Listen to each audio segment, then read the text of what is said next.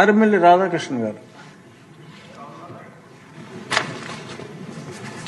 అధ్యక్ష, ఈరోజు గౌరవ సభలో గవర్నర్ గారి ప్రసంగానికి ధన్యవాదాలు తీర్మానాన్ని సమర్థిస్తూ మాట్లాడే అవకాశం ఇచ్చినందుకు ధన్యవాదాలు తెలియజేసుకుంటున్నాను అధ్యక్ష. ఈరోజు గౌరవ సభ అని ఎందుకంటున్నానంటే అధ్యక్ష, గత ప్రభుత్వంలో వాళ్ళు ఈ సభను ఏ విధంగా గౌరవ సభగా మార్చారో అటువంటి గౌరవ సభ నుంచి మరలా గౌరవ సభకు అడుగు పెడతానని ఆ రోజు చంద్రబాబు నాయుడు గారి సభాముఖంగా ప్రకటించి మరలా దీన్ని గౌరవ సభగా మార్చి ఈరోజు రాష్ట్ర అభివృద్ధికి పరుగులు పెట్టిస్తున్నటువంటి ముఖ్యమంత్రి చంద్రబాబు నాయుడు గారికి ధన్యవాదాలు తెలియజేసుకుంటూ ఈరోజు ఆంధ్రప్రదేశ్ ఆర్థిక భవిష్యత్తుకు మార్గదర్శకంగా గవర్నర్ గారి ప్రసంగం నిలుస్తుంది అధ్యక్ష. ఆర్థిక పునర్నిర్మాణం, మౌలిక వసతుల అభివృద్ధి, సంక్షేమం, విజన్ 2047 వంటి అంశాల ద్వారా అన్నిటికీ కూడా స్పష్టమైనటువంటి దిశను మనకి గవర్నర్ గారి ప్రసంగం చూపించింది అధ్యక్ష. చంద్రబాబు నాయుడు గారు అంటే ప్రతి ఒక్కరూ కూడా ఒకటే మాట చెప్తారు అధ్యక్ష. ఒక సంక్షోభాన్ని అవకాశంగా మార్చడంలో చంద్రబాబు నాయుడు గారి యొక్క ప్రత్యేకత ప్రతి ఒక్కరూ కూడా ఎప్పుడు కూడా మనకి చెబుతూ ఉంటారు అధ్యక్ష.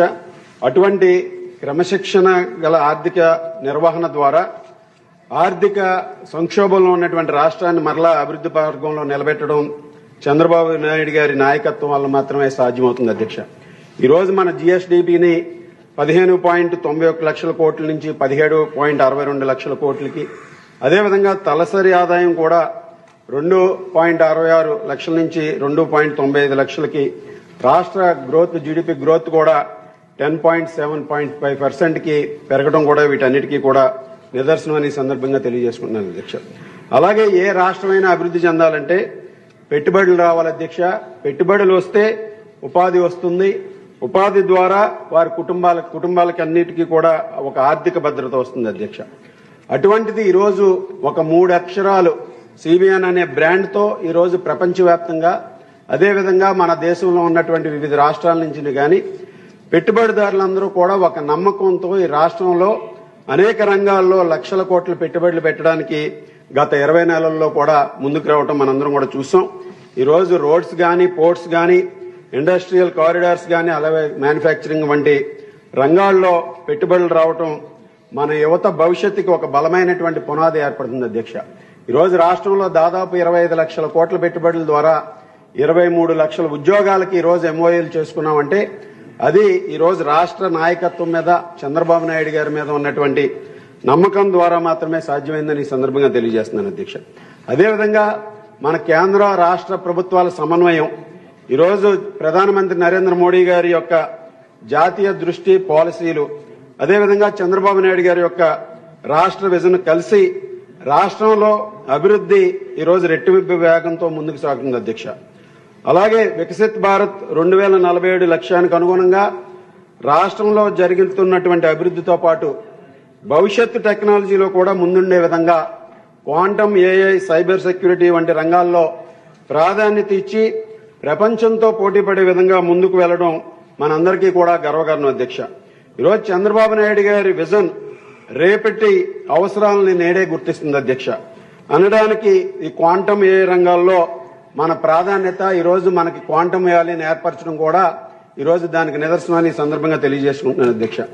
అదేవిధంగా ఈరోజు రాష్ట్రంలో పెట్టుబడులు రావడానికి మన యువగలం పాదయాత్ర ద్వారా ఎంతో మంది వర్గాలకి వారి సమస్యలను తెలుసుకుని ఆ రోజు నిర్వీర్యమైనటువంటి వ్యవస్థలను మరలా పునర్నిర్మాణం చేస్తామని ఆ రోజు హామీ ఇచ్చి దానికి అనుగుణంగా ఈరోజు చంద్రబాబు నాయుడు గారి విజన్కు అనుగుణంగా, లక్ష్యాలకు అనుగుణంగా రాష్ట్రంలో గ్లోబల్ కంపెనీస్ ని తీసుకురావడంలో మంత్రి నారా లోకేష్ గారు, యువనాయకులు నారా లోకేష్ గారు చేస్తున్నటువంటి కృషిని కూడా మనందరం కూడా హర్షించాలి అధ్యక్ష.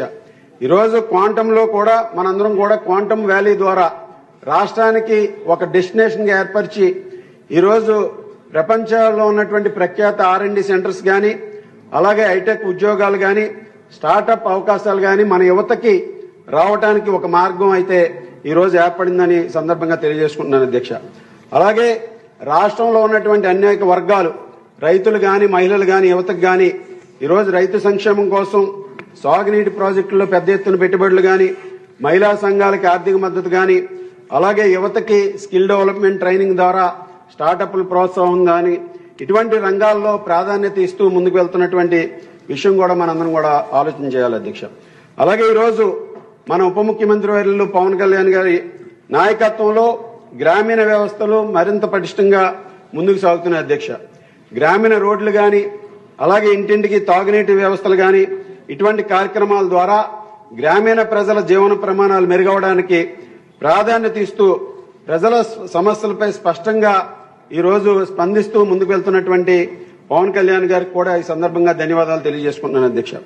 అలాగే ఈ ప్రభుత్వం అభివృద్ధి మాత్రమే కాకుండా ఏదైతే ఎన్నికల్లో హామీలు ఇచ్చారో హామీలకు అనుగుణంగా ఒక సంక్షేమాన్ని అమలు చేస్తూ సూపర్ 6 పథకాల ద్వారా దాదాపు 90% హామీల్ని ఈ రోజు అమలు చేసి ప్రతి కుటుంబానికి కూడా ఒక ఆర్థిక భరోసా కల్పించింది అధ్యక్ష.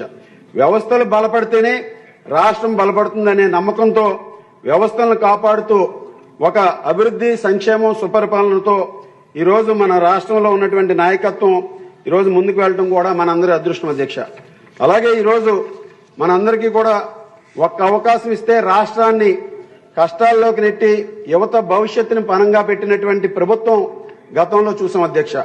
ఇప్పుడు మరలా పునర్నిర్మాణం జరుగుతుంటే వాళ్ళు చేస్తున్నటువంటి అరాచకాలను గాని డైవర్షన్ పాలిటిక్స్ గాని మనందరం కూడా గమనించాల్సినటువంటి అవసరం ఉంది అధ్యక్షులు. ప్రజలు కూడా గమనిస్తూ ఉన్నారు అధ్యక్ష. ఈరోజు నిజాలను కూడా వాళ్ళు అంగీకరించలేక ఒక ప్రతిపక్ష పార్టీగా వాళ్ళు చేయాల్సినటువంటి బాధ్యతను నెరవేర్చకుండా ఈరోజు గవర్నర్ ప్రసంగంపై చర్చకు కూడా రాకుండా వారు మొహం చాటేశారంటే వాళ్ళ బలహీనతకి ఇది నిదర్శనమని ఈ సందర్భంగా తెలియజేస్తున్నారు అధ్యక్ష.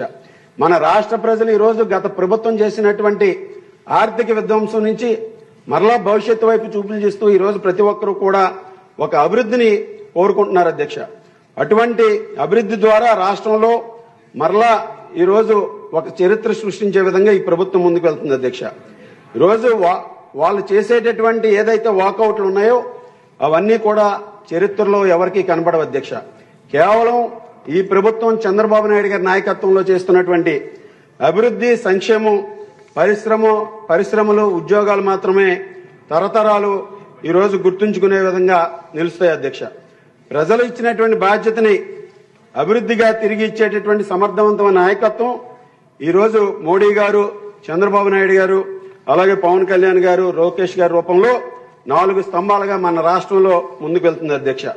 ఈ రాష్ట్ర ప్రజలు తీసుకున్నటువంటి ఒక చారిత్రాత్మకమైనటువంటి నిర్ణయం వల్ల మాత్రమే ఇదంతా కూడా సాధ్యమైందని ఈ సందర్భంగా తెలియజేసుకుంటున్నాం అధ్యక్ష. అలాగే ఈరోజు మౌలిక వసతులు గాని పెట్టుబడులు గాని సంక్షేమం క్వాంటం వంటి భవిష్యత్తు టెక్నాలజీలను ఇవన్నీ కలిపి ఆంధ్రప్రదేశ్ ని అభివృద్ధి శిఖరాలకు తీసుకెళ్తాయి అధ్యక్ష. ఈరోజు ముఖ్యంగా బడ్జెట్ లో గాని గవర్నర్ గారి ప్రసంగంలో గాని అనేక రంగాలకి ఈరోజు అనేక నిధులు పెద్ద ఎత్తున కేటాయించడం జరిగింది అధ్యక్ష. ముఖ్యంగా సాగునీటి రంగానికి దాదాపు 23,000 కోట్ల రూపాయలు కేటాయించారు అధ్యక్ష. ఈరోజు ఈ సందర్భంగా మీ ద్వారా ప్రభుత్వానికి నేను విన్నవించుకునేది ముఖ్యంగా మన ఉభయ గోదావరి జిల్లాలకి కూడా ఈరోజు వెనుముకగా ఉండేటటువంటి గోదావరి డెల్టా ఏదైతే ఉందో దాన్ని పూర్తిగా గత పాలకులు పూర్తిగా నిర్లక్ష్యం చేసినటువంటి పరిస్థితి. ఈరోజు గోదావరి డెల్టా ఆధునీకరణ చేసి దాదాపు 30 సంవత్సరాలు పైగా అవుతుంది అధ్యక్ష. ఈరోజు మరలా అటువంటి గోదావరిని డెల్టాని కూడా ముఖ్యంగా సాగునీరు తాగునీరు అలాగే ఆక్వా పరిశ్రమకు గాని సంబంధించినటువంటి నీటి వ్యవస్థను కూడా సక్రమంగా చేసే విధంగా ఈరోజు గోదావరి డెల్టాని కూడా ఆధునీకరించాల్సినటువంటి అవసరం ఉంది అధ్యక్ష. దానికి కూడా ప్రభుత్వం నిధులు కేటాయించి ఈరోజు గోదావరి ప్రజల ఆకాంక్షలు తీర్చాల్సిందిగా కోరుకుంటున్నాను అధ్యక్ష మీ ద్వారా. అదేవిధంగా మనందరికీ కూడా తెలుసు అధ్యక్ష, గోదావరి జిల్లాల్లో రోడ్లు ఏదైతే సాయిల్ ఏ విధంగా ఉంటుందో మనందరికీ కూడా తెలుసు. ఈరోజు రోడ్లు వేసినటువంటి అతి తక్కువ కాలంలో మరలా అవన్నీ కూడా పాడైపోయేటటువంటి పరిస్థితి ఉంటుంది. ఈరోజు ఆ విధంగా R&B గాని పంచాయతీరాజ్ రోడ్లు గాని గ్రామీణ రోడ్లకు గాని పెద్ద ఎత్తున నిధులు కూడా కేటాయించి అక్కడ ఉన్నటువంటి ఒక నూతన టెక్నాలజీల ద్వారా రోడ్ల నిర్మాణానికి ప్రభుత్వం కూడా వివిధ మార్గాల ద్వారా అన్వేషణ చేయాలని మీ ద్వారా కోరుకుంటున్నాను అధ్యక్ష. అదేవిధంగా మన జిల్లాలకు సంబంధించి పశ్చిమ గోదావరి జిల్లాలకు సంబంధించి ముఖ్యంగా NREGS లో ఈరోజు మెటీరియల్ కాంపోనెంట్ జనరేషన్ కూడా అతి తక్కువగా ఉంటుంది అధ్యక్ష. దానికి సంబంధించి ఈరోజు గత 20 నెలల్లో సంవత్సరానికి కేవలం 6 కోట్ల రూపాయలు మాత్రమే గ్రామీణ ప్రాంతాల రోడ్లకు గాని డ్రైన్లకు గాని నిధులు రావడం జరిగింది అధ్యక్ష. దీని ద్వారా అక్కడ అభివృద్ధిని కూడా వేగవంతంగా ఈరోజు ముఖ్యమంత్రి చంద్రబాబు నాయుడు గారి లక్ష్యాలకు అనుగుణంగా మనం చేయలేకపోయేటువంటి పరిస్థితి ఉంది అధ్యక్ష. దానికి కూడా ఆల్టర్నేటివ్ గా ఆ జిల్లాలకు సంబంధించి నిధులు కూడా కేటాయించాలని మీ ద్వారా ప్రభుత్వాన్ని కోరుకుంటూ గవర్నర్ గారి సమగ్ర ప్రసంగానికి ఈ రోజు నా హృదయపూర్వక కృతజ్ఞతలు తెలియజేస్తూ ఈ తీర్మానాన్ని నేను సమర్థిస్తున్నానని తెలియజేసుకుంటూ మీకు మరొకసారి ధన్యవాదాలు తెలియజేసుకుంటూ సెలవు తీసుకుంటున్నాను అధ్యక్ష.